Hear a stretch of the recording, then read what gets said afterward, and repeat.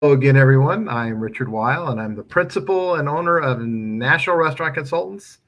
And we are live, I'm live anyway, from Houston, Texas today for our 163rd edition of the NRC Helpfull Moment. And as always, we welcome in Mr. Brian Devine from Top Line Management, CafeFuel. Let's show them that CafeFuel shirt there. There we go. We don't ever do that.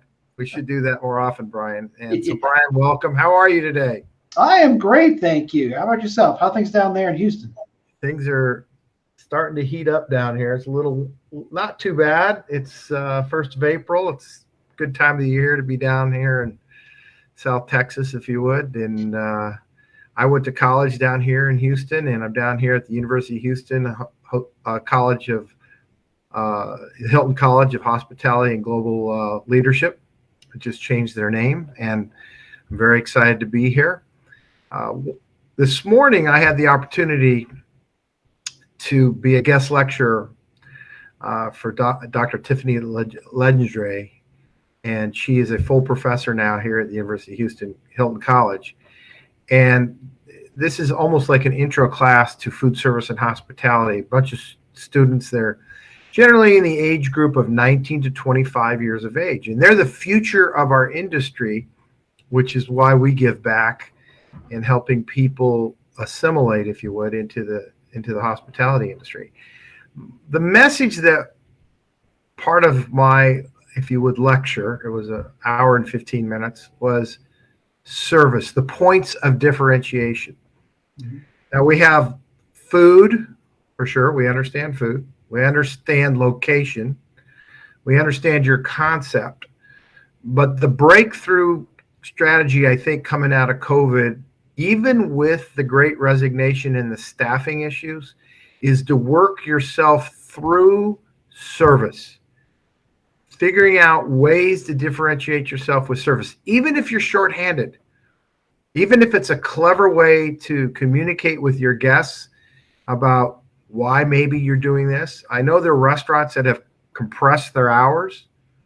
That might have been 6 a.m. to 8 p.m. at night or 9 p.m. at night, and they're going 8 a.m. to 2 in the afternoon. And that's okay. If that's what you can do in terms of service, to know that you can handle that, what can you do to differentiate yourself with service? And I always start with look at me, smile at me, talk to me, thank me. Look at me, smile at me, talk to me, thank me. You cannot go wrong with those four things.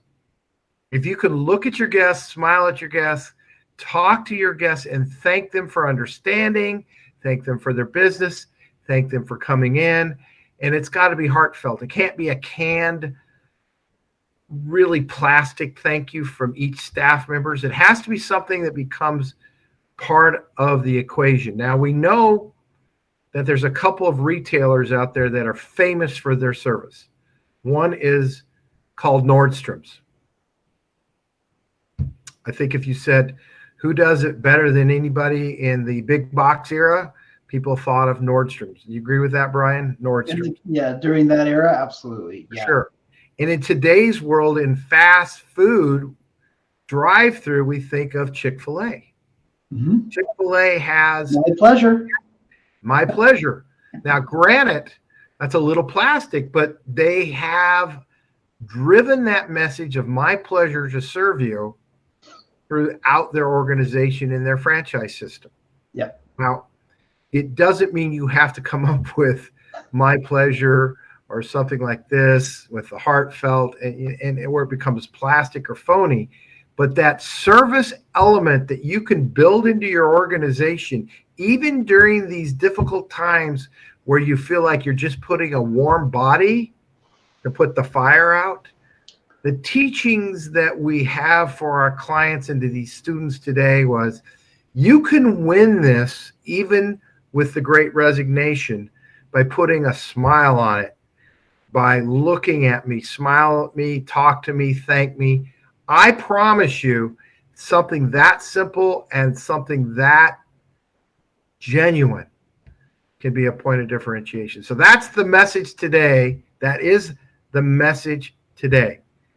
I would absolutely tell you, take that message and put it into your system. So, Brian, from the marketing side, what's your thoughts?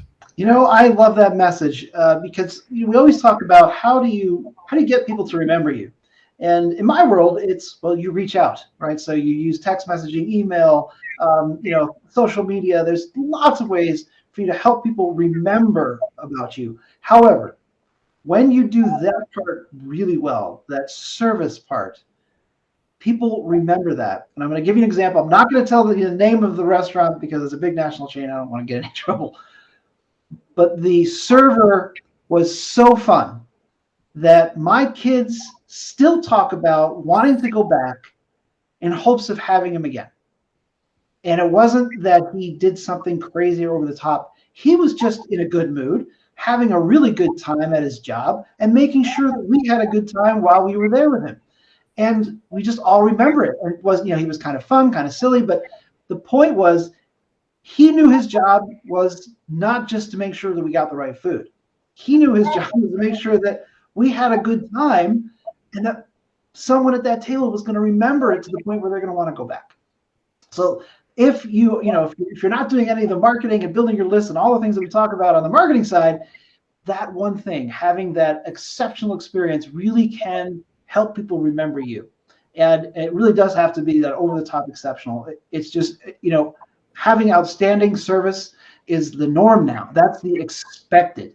So when you can do a little more, when you can go above and beyond, when you do what Richard was talking about, and you look at people, smile at people, talk to people, and thank people, you're golden. That is huge. So I just wanted to kind of put my little topping on that, but I think Richard, you nailed it. That's exactly what everyone. And it's the fun equation. Brian was just saying it, and it's the fun equation that Brian's family had that they became memorable. And I think there's the message. Your service, there's an expectation of service, though I think consumers' expectation of service in restaurants are pretty low right now. That's why if you shake your group now with your team over and above, it isn't hard to break through and get that point of differentiation out there, because we are so beaten up as an industry. We're so woe is me. Y'all remember Winnie the Pooh? Who was Eeyore? We have turned into professional Eeyores because we're so beaten up over these last 2 years. Yeah. Don't be an Eeyore. Figure out how to put a smile on what you say. And I really think that's the message.